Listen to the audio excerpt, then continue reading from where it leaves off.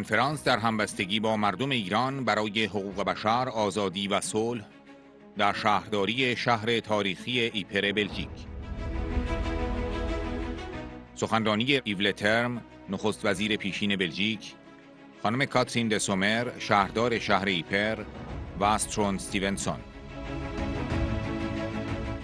ایولترم: شجاعت شما نشان می‌دهد که حتی در یأس‌آورترین شرایط و در رویارویی با قساوت بی‌حد و حصر رژیم حاکم بر ایران، صدها هزار نفر از هموطنان ایرانی شما تحت رهبری شما به عنوان رئیس جمهور برگزیده شورای ملی مقاومت ایران می‌خواهند مبارزه کنند و حق حیات، آزادی بیان و زندگی در آزادی در میهن خود را به دست بیاورند.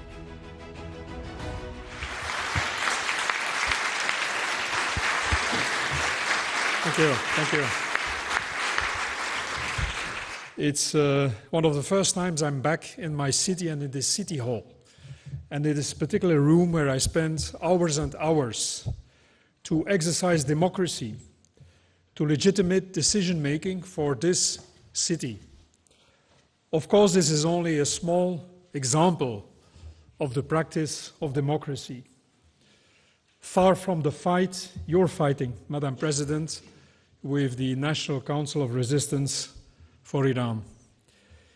We met some time ago, and although it was not easy to express what I felt, but I was struck that sunny day in the neighborhood of Paris by, on the one hand, your authentic, moving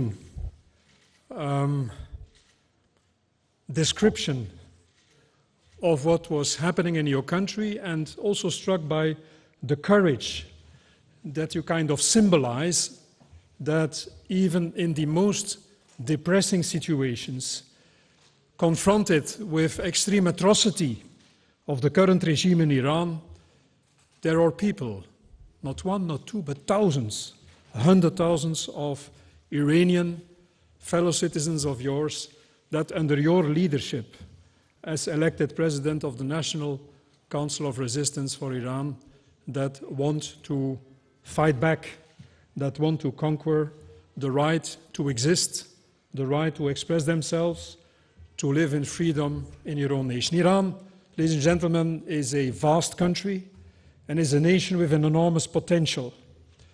And so I express the hope for you, for your movement, but of course beyond that, for all those people that currently suffer while we sit here safely in Ypres, in this city hall, in this room of the city council. I express the hope that soon times can change indeed. So let's pay a tribute also to the courage of the people in Iran. I want to conclude by expressing my gratitude for your visit to my town here, my city, and I'm very proud that friends from the deputy mayors and Madam Mayor and all friends from Ypres have joined us here tonight. Thank you all for coming.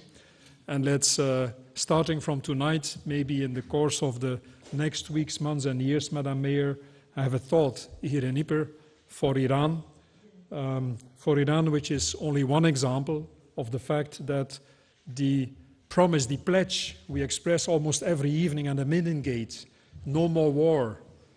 No more war after the First World War that had to end all conflicts, that this is not reality and that we have to continue to fight for peace and to make it a daily reality all over the world, not the least in your nation, in Iran. Thank you very much for listening to me and thank you for your visit.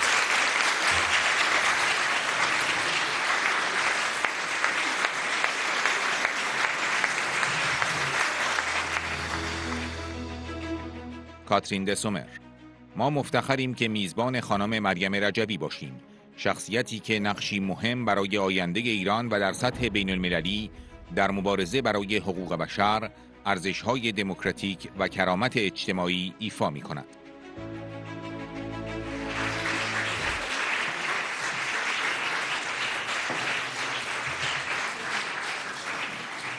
On behalf of the City Council of the City of Ypres, I would like to welcome you all to the Ypres Cloth Hall, the day after International Human Rights Day.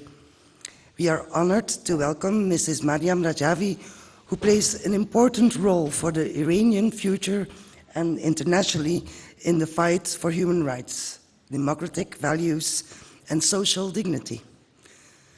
It is a great honor for our city to welcome you here, Mrs. Rajavi, and to reflect with you on the meaning of peace, freedom, and human resilience. ایپر is a city that has been reminding the world of the consequences of war and oppression for more than a century.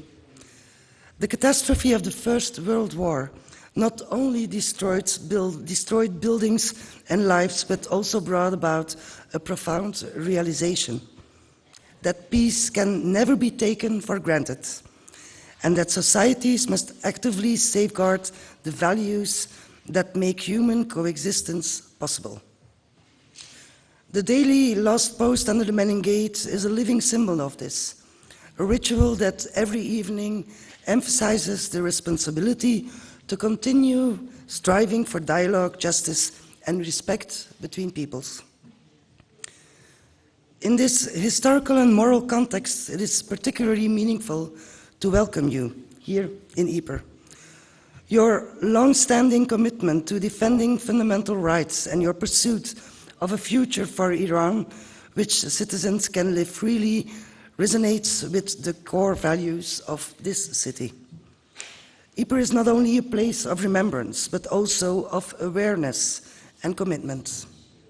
Your presence here today gives us the opportunity to reflect on the importance of international solidarity and listening to each other's stories.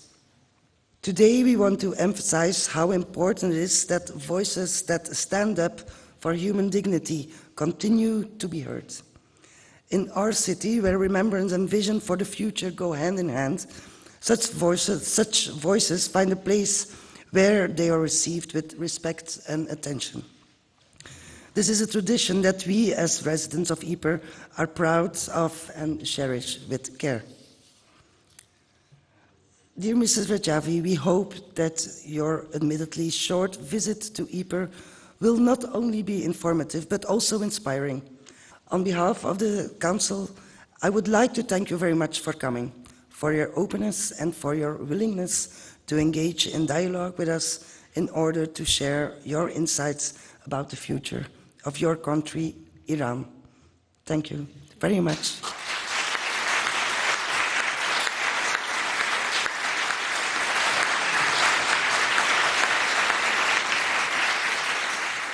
It's my great privilege to be here this evening. And also, thank you for mentioning my new book. I encourage everyone to read a copy. All profits go to the NCRI.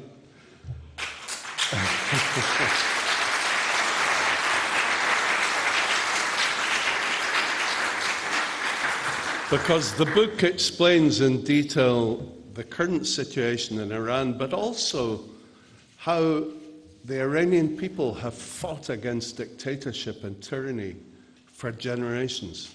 Before the current regime, there was the evil regime of the Shah, whose son, unbelievably now, Reza Pahlavi, tries to claim that he, once the mullahs are overthrown, wishes to take control of the peacock throne and become the king, the emperor of Iran once more. Ludicrous. Forgetting the billions that his father stole from the people of Iran, forgetting the murder and mayhem that his secret police, Savak, carried out.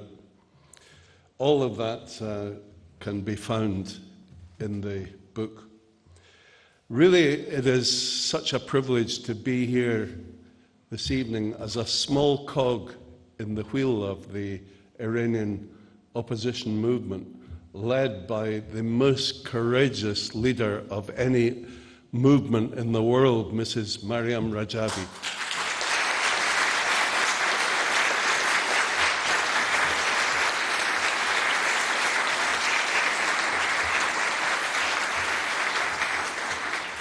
And it's a profound honor to stand here in Ypres. Ypres reminds us that freedom is never free. It's purchased by the bravery of those willing to stand against tyranny, whatever the cost. And that's why Ypres is the city of peace. It's precisely because of the history of this place that we remember today another vast community of martyrs, 120,000 men, women, and children. Yes, children, as young as the 13-year-old Fatemeh Mesbah in Iran, who perished at the hands of the mullah's regime for supporting the democratic opposition, the PMOI.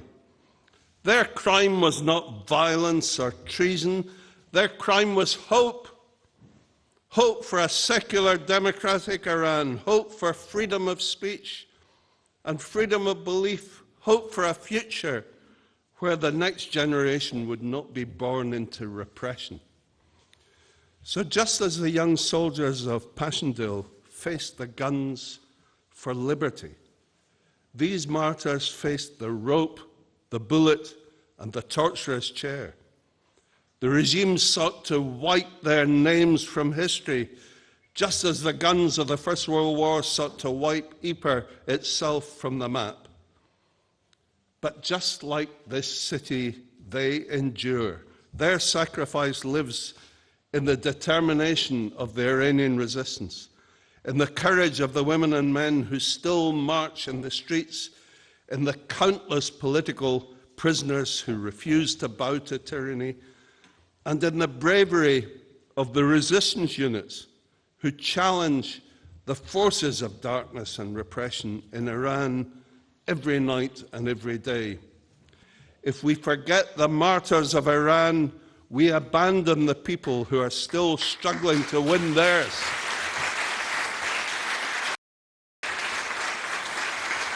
May the sacrifice of those who fell here in Ypres strengthen our resolve to stand with those fighting for freedom everywhere.